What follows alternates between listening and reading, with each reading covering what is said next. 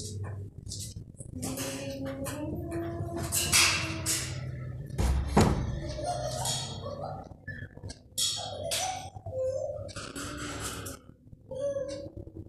दोस्तों, आज मैं आप लोगों के सामने एक नया टॉपिक वाइल्ड लाइफ प्रोटेक्शन से लेके आया हूँ,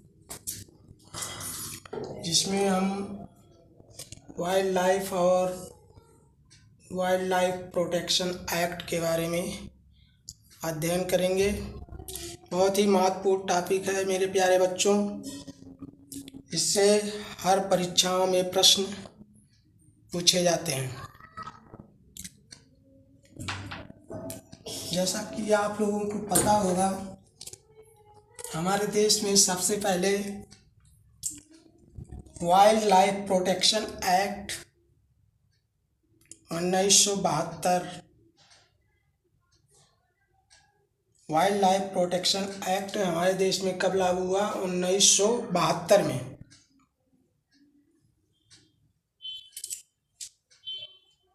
उसके बाद तमाम प्रकार के जंगली जानवरों जो कि संख्या में कम हो रहे थे या कह सकते हैं एंडेंजर्ड श्रेणी में आ चुके थे, उनके बचाव के लिए, उनके प्रोटेक्शन के लिए समय समय पर वाइल्ड लाइफ प्रोटेक्शन एक्ट के तहत समय समय पे प्रोजेक्ट चलाए गए। उनमें से सबसे पहला और महत्वपूर्ण प्रोजेक्ट टाइगर 1973 में चलाया गया। प्रोजेक्ट टाइगर जो है, टाइगर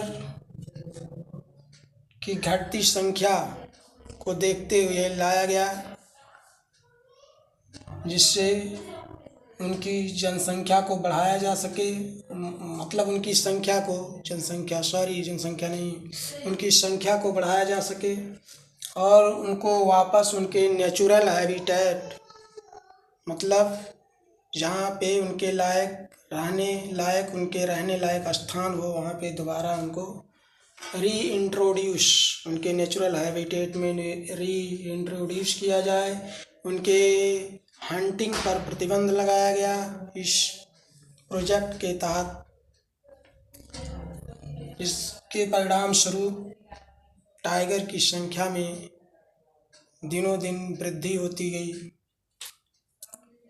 प्रोजेक्ट टाइगर सबसे पहले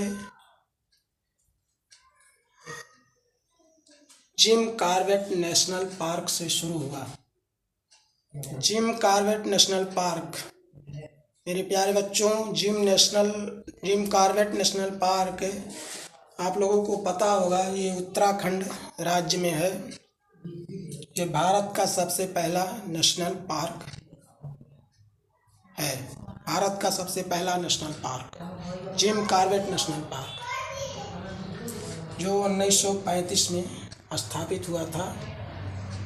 कब स्थापित हुआ था? 1935 में। एक टाइगर रिजर्व है।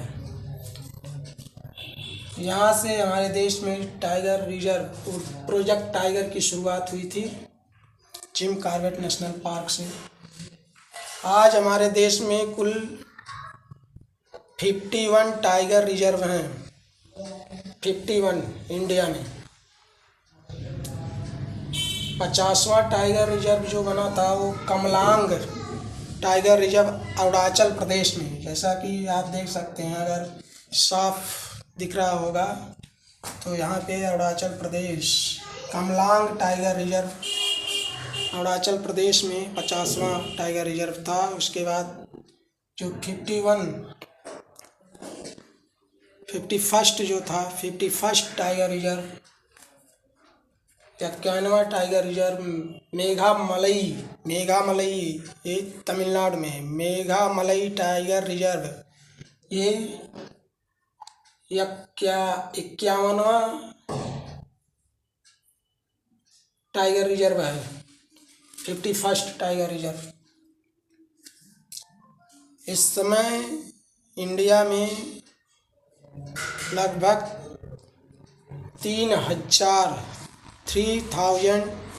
टाइगर्स हैं। लगभग 3000 बाघों की संख्या हो गई है। वो प्रोजेक्ट टाइगर का ही परिणाम है कि बाघों की संख्या में वृद्धि हुई है। शुरू में जब टाइगर रिजर्व शुरू किया गया था, टाइगर प्रोजेक्ट टाइगर, तो उस समय कुल 9 टाइगर रिजर्व थे इंडिया में। इस समय 51 टाइगर रिजर्व हैं। रणथंभौर, सरिस्का, सिमलीपाल, ये सब महत्वपूर्ण टाइगर रिजर्व हैं।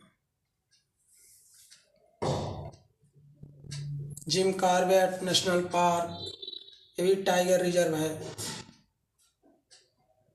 सिमलीपाल उड़ीसा में है, सरिस्का राजस्थान में है और रणथंभौर भी राजस्थान में है।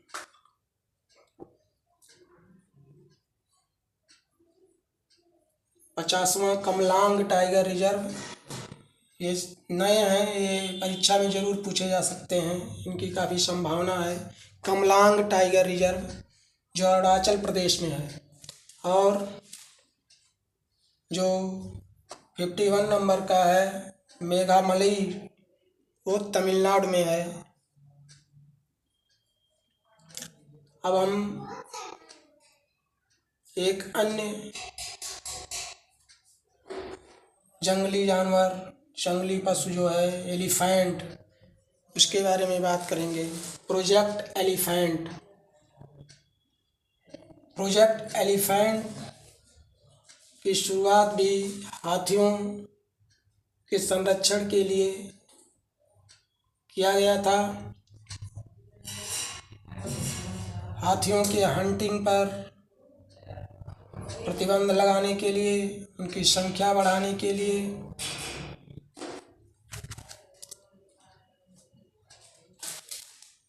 हाथियों का जो है, लोग हंटिंग उनके दांत के लिए, मुख्यतः उनके दांत के लिए करते थे।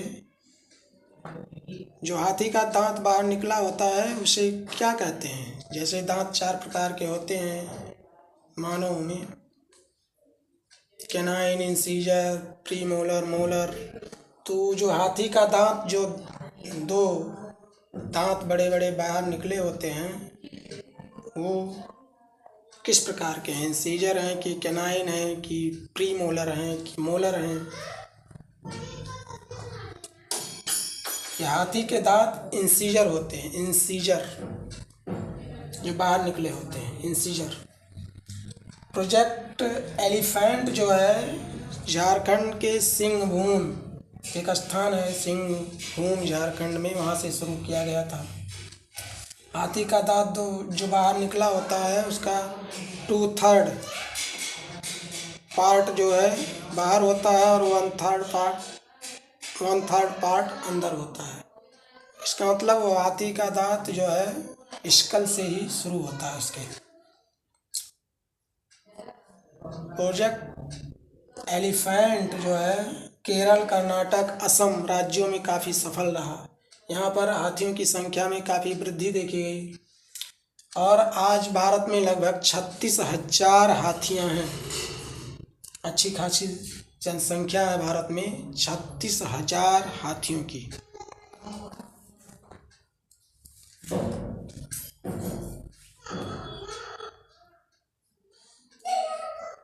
प्रोजेक्ट रीनोसिराज, रीनोसिरास जिसको हिंदी में गैंडा कहते हैं।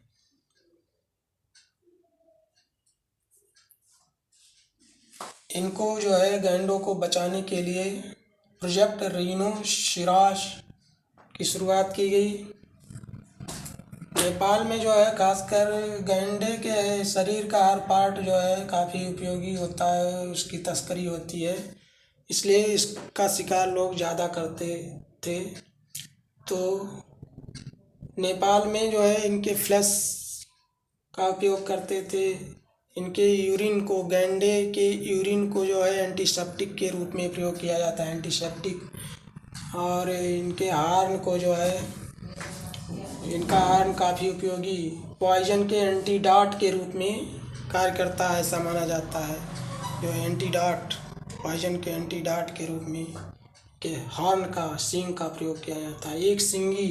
एक श्रृंगी रिनोसिरास, एक सींग वाले गैंडे जो काजीरंगा नेशनल पार्क असम में है, वहाँ पे बहुतायत में पाए जाते हैं। काजीरंगा नेशनल पार्क भारत में सबसे ज़्यादा एक श्रृंगी गैंडे, काजीरंगा। भारत क्या, पूरे दुनिया में असम में जो है एक श्रृंगी गैंडे काजीरंगा नेशनल पार्क में पाए जाते हैं। फिर प्रोजेक्ट क्रोकोडाइल 1974 में शुरू किया गया। क्रोकोडाइल फ्रेश वाटर में भी रहते हैं, साल्ट वाटर में भी रहते हैं। लखनऊ में एक कोकरैल नामक स्थान है, वहाँ पे क्रोकोडाइल को जो है संरक्षित करने का काम हो रहा है।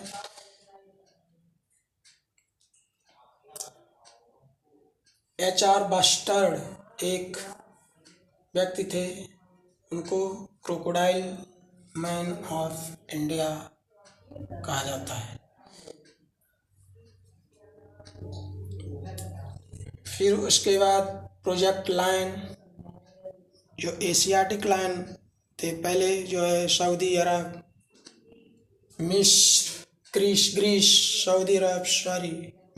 सऊदी अरब, ग्रीस, अफ़गानिस्तान और इंडिया में तो पाए ही जाते थे, लेकिन धीरे धीरे इनकी संख्या कम हो गई और ये एंडेमिक हो गए। एंडेमिक मतलब एक खास जगह में पाए जाते हैं। गुजरात के गिर राष्ट्रीय उद्यान में, गुजरात का गिर राष्ट्रीय उद्यान जो है एशियाई शेरों के लिए बहुत ही प्रसिद्ध है। पूरी दुनिया में आजकल एशियाई शेर केवल गुजरात के गिर राष्ट्रीय उद्यान में पाए जाते हैं। अभी कुछ समय पहले जो है उनमें वायरल डिजीज फैली थी, तो उनको जो है कोर्ट ने आदेश दिया कि किसी अन्य जगह पे भी शिफ्ट किया जाए, अन्यथा किसी बीमारी की दशा में सारे के सारे एशियाई शेर कहीं गायब ना हो जाएं। इसको देखते हुए उनको मध्य प्रदेश में भी शिफ्ट किया जा रहा है। गुजरात के गिर राष्ट्रीय उद्यान में एशियाई शेर पाए जाते हैं।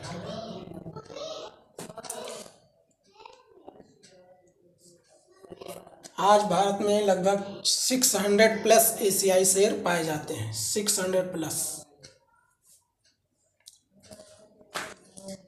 पहले भारत का जो है राष्ट्रीय पशु शेर हुआ करता था 1972 तक, शेर। फिर 1972 में इसे चेंज करके राष्ट्रीय पशु बाघ बना दिया गया, जो आज तक हमारा राष्ट्रीय पशु है। भारत का राष्ट्रीय पशु बाघ है, पहले शेर हुआ करता था 1972 तक।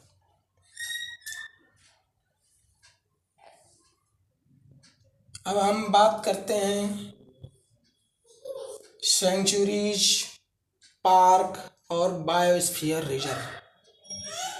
सेंचुरीज जो है आजकल भारत में 500 प्लस सेंचुरीज हैं, लगभग 500 से ऊपर सेंचुरीज। पार्क का मतलब नेशनल पार्क की संख्या 104, क्या उससे अबव हो सकती है, 104 के आसपास हैं। और बायोस्फीयर रिजर्व 18 है टोटल। भारत में बायोस्फीयर रिजर्व की संख्या 18 है। तो इसमें जो है बायोस्फीयर रिजर्व है, इसका क्षेत्रफल काफ़ी बड़ा होता है। जैसे नीलगिरी बायोस्फीयर रिजर्व है भारत का सबसे पुराना, प्रथम बायोस्फीयर रिजर्व नीलगिरी, जो तमिलनाडु, केरल, कर्नाटक 3 राज्यों में फैला है। इससे अनुमान लगा सकते हैं कि बायोस्फीयर रिजर्व काफ़ी बड़े होते हैं अकॉर्डिंग टू एरिया। उससे छोटे होते हैं नेशनल पार्क, और सबसे छोटे सेंचुरीज होते हैं। सेंचुरीज एक बायोस्फीयर रिजर्व के अंतर्गत नेशनल पार्क और सेंचुरीज आते हैं। कई नेशनल पार्क और कई सेंचुरीज हो सकते हैं एक बायोस्फीयर रिजर्व में। सेंचुरीज में जो है ये छोटी यूनिट है। इसमें एनिमल की ग्रेजिंग और हंटिंग लोकल अथॉरिटीज से परमिशन लेके जो है पशु की चराई और जो है जंगली जानवरों का शिकार कुछ किया जा सकता है, लेकिन इसको लोकल अथॉरिटीज से अनुमति लेनी पड़ती है, परमिशन लेनी पड़ती है।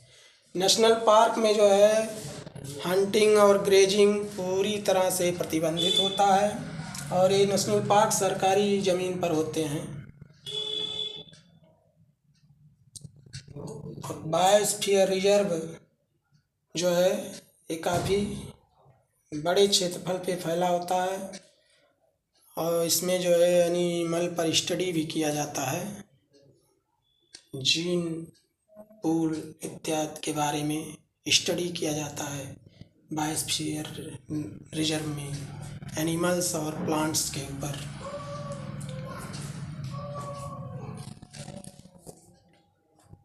पूरी दुनिया में जो दुनिया का सबसे पहला नेशनल पार्क था वो है Yellowstone national park America में।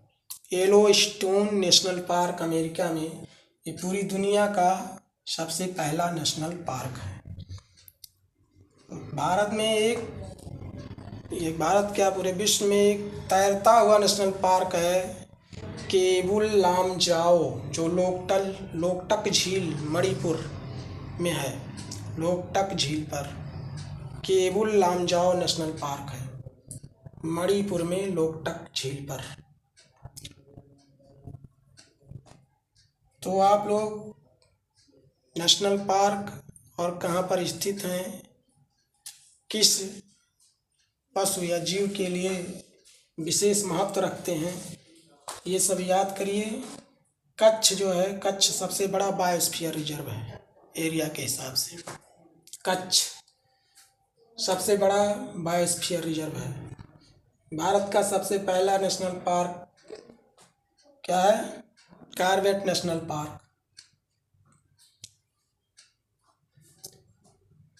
रणथंभौर राजस्थान में है, सरिस्का राजस्थान में है, घाना कहाँ है? घाना भी राजस्थान में है। दुधवा नेशनल पार्क लखीमपुर खीरी में। तो आप लोग इसको देखिएगा और मानचित्र, एक एटलस के सहारे नेशनल पार्क का अगर अध्ययन करेंगे तो काफ़ी जो है यूजफुल होगा।